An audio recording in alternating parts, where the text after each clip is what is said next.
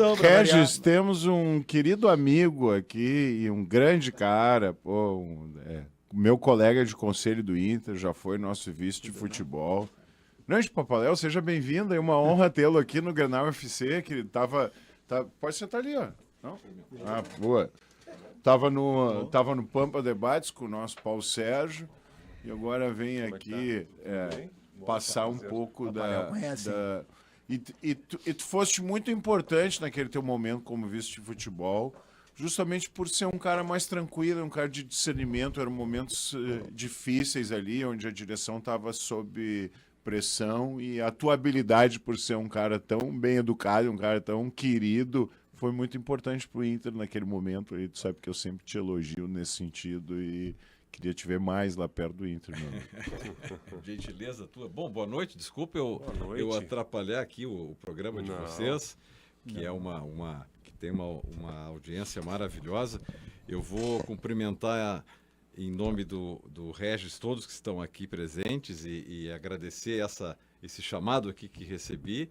As palavras do ano se devem muito mais à nossa convivência fraterna, sempre lá no Conselho do Inter, do que eu possa ser efetivamente merecedor. Mas estamos em lados diferentes, não é por isso que a gente não se respeita e não tem amizade, né? Claro. E não pode elogiar também, né? Aliás, isso foi tema do nosso debate no programa anterior, ali no Pampa. Quer dizer, se as coisas são feitas de maneira... há um certo ranço entre as pessoas, né? Em geral, há uma certa intolerância de achar que tudo aquilo que foi feito porque não é do meu partido ou porque não é do meu grupo, não presta. E isso é muito ruim para tudo, é uma cultura de desconstrução em geral, né? Então, acho que isso se aplica também a clubes de futebol. Quer dizer, se há uma experiência que é exitosa em determinada gestão de um clube de futebol, por que eu sou de outra facção política, por que eu vou terminar com aquilo? E hoje nós estamos falando, tanto em Grêmio Internacional, que lidam com orçamentos gigantescos, é muito complicado algum grupo assumir a gestão administrativa de um clube e mudar absolutamente tudo que vem sendo feito. Se perde 2 anos de uma gestão quase só para... enfim, então são essas coisas que me chateiam um pouco no nosso futebol de hoje, tá?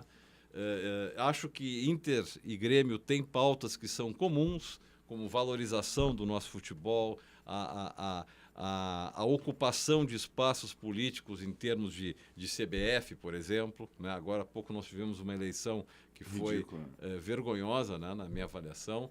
Quer dizer, não é possível que as federações tenham um peso maior que os clubes, né? Quer dizer, o que vem primeiro, o ovo ou a galinha? Enfim, são vários assuntos que estão, acho que, não sei nem se era a pauta de vocês essa, mas que entristecem um pouco e tiram o brilho do futebol. Sem falar na questão do VAR, sem falar na questão dos altos salários impraticáveis, né? Que estão aí terminando com as nossas finanças, pelo menos lá no Internacional, uma folha de pagamento invencível quase, né?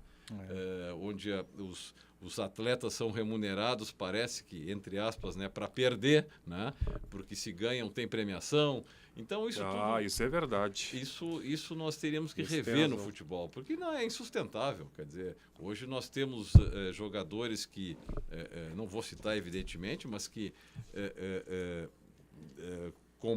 ganham de salário aquilo que não se ganha numa vida inteira trabalhando. Então, os parâmetros estão absolutamente estratosféricos e isso vai terminar com o futebol, a não ser que nós passemos para uma estrutura que seja totalmente diferente, que ninguém sabe muito bem o que são essas SAFs, né? SAF pura, SAF híbrida. Acho que nós não temos essa cultura pura de entregar a direção, os destinos de um clube como o Grêmio Internacional na mão de terceiros, né? É muito complicado isso aqui para nós. Então, acho que o futebol, nós temos que fazer uma reflexão conjunta. E esta grenalização, eu estou na Rádio Grenal, essa grenalização acentuada, ela não vai nos levar a lugar nenhum. Papaléu, agora que tu ficaste à vontade, eu quero te deixar a todo dispor aí de Regis, Marcinho e do Guilherme, que está hoje também pela primeira vez conosco. Prazer te conhecer, mestre. Foi um prazer. Bom final de semana a todos. Amanhã? Muitos shows. Amanhã eu tenho um show numa festa privada surpresa que eu não posso falar onde é que é. Vou passar pelo stand da Pampa no Paleta e show em Eldorado do Sul também. Boa. À noite, tá bom? Agenda concorrida, Prazer. então. Sabe que só para concluir, eu acredito que quando as pessoas não sabem reconhecer no oposto coisas boas, isso é ou anseio pelo poder ou falta de autoestima, falta de autoconfiança, porque aí tu tem tanto medo de que o outro possa crescer que tu acaba não sabendo reconhecer. Então, quando tu é bom e tu acredita no que tu faz, tu tem capacidade de reconhecer que as outras pessoas são boas também. É isso aí. Boa. Sabe que o assunto anterior, Papai, Boa, irmão. estamos falando aqui sobre o segundo semestre do Internacional e essa janela que o Internacional vai ter que contratar, vai ter que reforçar o elenco, como todos os clubes vão reforçar, né? E o que está projetando para esse segundo semestre? O Inter está vivo, na tua opinião, nas 3 competições? É claro que no Brasileirão o Inter está atrasado, né? Difícil projetar um título nessa altura do campeonato, até pela diferença de pontuação dos líderes. Mas nas Copas, o Inter está vivo. Como é que tu viu esse sorteio para enfrentar Flamengo na Libertadores e Fluminense na Copa do Brasil? Eu acho, Regis, que são competições, são enfrentamentos difíceis de fazer, mas não adianta. Eu vou te ser absolutamente sincero, eu prefiro jogar contra um time como São Paulo do que contra o Marisol. Sim. Porque o Internacional tem uma dificuldade... Mirassol, desculpe. Vê só, nem sei, escapou o nome do... Porque o Internacional tem uma dificuldade nessa lida com times que se fecham, que tem que furar bloqueio. Então, eu acho que chega uma hora que tu tem que enfrentar um time grande, paciência, se tu quer ser campeão, tu tem que passar por isso. Agora, há uma diferença muito grande, eu vejo, naquele plantel que se diz ideal do Internacional com aquele que repõe as ausências dos jogadores, né? Digamos, os chamados principais. E como tu disseste, tem que se reforçar. Agora, não se sabe qual é a avaliação. Nós temos um time no departamento médico, né? Isso.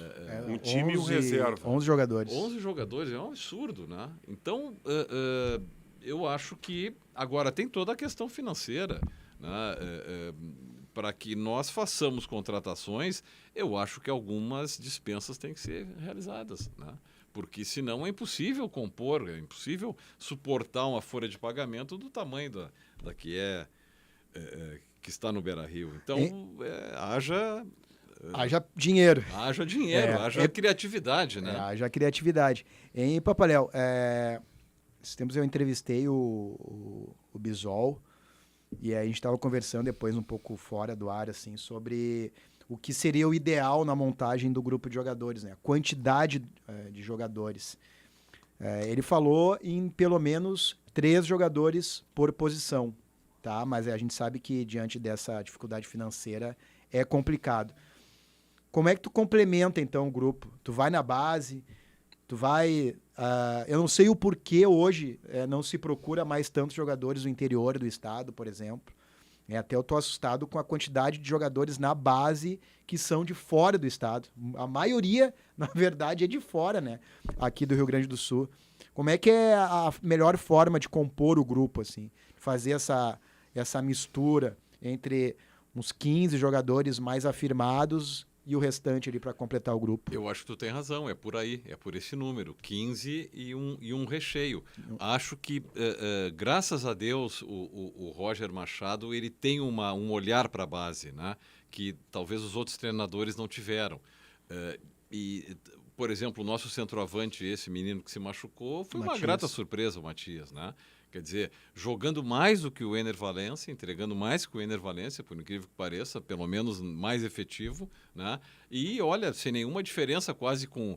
Claro que de história, de bagagem, claro, com Borré, mas não deixou nada a desejar na minha avaliação, pena que se machucou. Então, acho que tem que ter base, evidentemente que sim, mas tem que ter alguns cascudos ali no meio, senão o grupo desanda, né? Não pode rejuvenescer... A mescla, né? Uma mescla, tem que ter. A mescla E tu disseste muito bem, não só no interior do Rio Grande do Sul, no interior de São Paulo, né? Sim, eu não tem essa procura mais. Eu sou fã do centroavante aquele do Ceará, o Pedro Raul. O Pedro Raul faz gol, aquele cara, né? Mas Agora aí, contra o mas Botafogo aí chega foi. num clube grande e não faz nenhum gol. É, né? Porra, Ele fez agora contra o Botafogo. Dois, não, né? eu Fez digo dois, de fez dois, chegar é. e vestir a camisa como do Corinthians, de um Grêmio, de um Inter, aí chega e acaba não entregando, e daí ele acaba parando num Goiás, num Ceará, e vai lá e se destaca de novo. Daí aí fica nesse ciclo, a gente pensa, agora o Pedro Raul vai desencantar num time grande. Chega lá e não desencanta. Como foi com o Cadorini, né, no Internacional, né? O Cadorini tinha altura de centroavante, ele tinha um perfil que na época, pela faixa etária dele, que agora não me recordo mais, não tinha um centroavante igual a ele no país. Aí o Internacional renova o contrato, ele volta um pouco fora de forma, não se adapta no retorno da temporada e foi emprestado para o Curitiba, agora não sei onde é que anda o Cadorini. Mas foi um jogador que o Tauan Lara consagrou com cruzamentos e tal na base. Na base. É exatamente isso que você está dizendo, quando ele sobe, quando ele vai para... É que o Ricardo Matias tem um perfil físico, né? Tem um físico que tem que ser aproveitado. Tem que ser lapidado, tem que ganhar minutagem no Internacional. É raro tu ter um centroavante dessa envergadura, desse porte, né? Sem dúvida. Só depende dele Só agora. depende dele. Não, e Depende se dele. tiver o mínimo trato com a bola, com todas essas características que o Regis trouxe, tem tudo para ser um grande jogador. Mas muito se fala, e eu já ouvi de bastidores em relação ao Ricardo Matias, que a questão dele não era bola, né? Não Não, é futebol. nunca foi. Técnico, nunca foi. Diz que eram outras questões que daí não cabe a mim chegar aqui e extracampo. falar o Tem extracampo. que Era- trabalhar. Então Aí o é Inter um garoto ainda, tem essa jogadores rodados possibilidade. dentro do elenco. O Roger é um cara que surgiu da base do Grêmio.